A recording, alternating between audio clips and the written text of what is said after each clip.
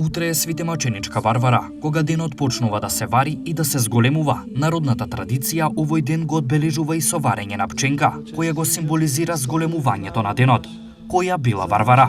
Утре Светата православна црква ја прославува великомаченицата Варвара, која пострадала во 306 година од раката на својот татко. И мајќа Варвара, како единствена ќерка, таа била многу убава, но и обдарена со многу мудрости. Сакајќи незината убавина да ја заштити, тој созидал кула, дал слугинки и идоли да се поклонува, направил бања во незината кула и отворил два прозори.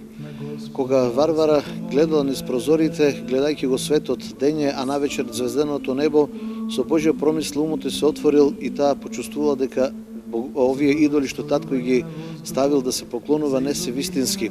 Еден ден кога татко се оддалечила од градот, таа излегла се симнала од кулата, отишла во градот и сретнала со Божја промисла некои жени христијанки кои ја објасниле верата Христова. Светата Варвара, исполнета со пламена љубов кон Бога, се вратила во кулата, каде што наредила да се отвори уште еден прозорец, да бидат три, имајќи го значението на Света Тројца. Со прстот врежала крст над зидот, а од тој крст се врежал во каменот како да е со железо кован.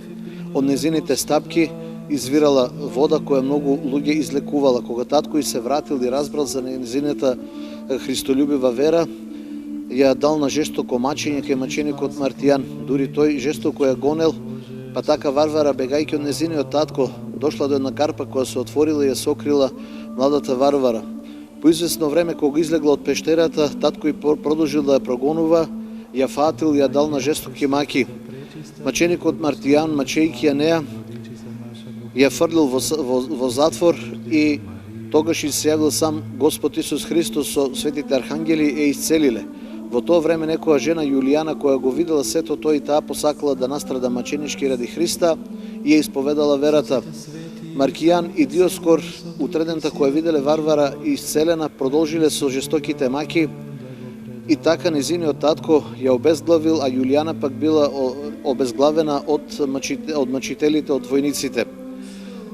После сето ова удрил гром во куќата на Диоскор, па така и тој починал заедно со мачителот Маркијан. Моштите на Света Варвара се чуваат во Киев и ден денес таа прави безброј чудеса и се јавува на луѓето, некогаш и сама, но некогаш и во присуство на Пресвета Богородица.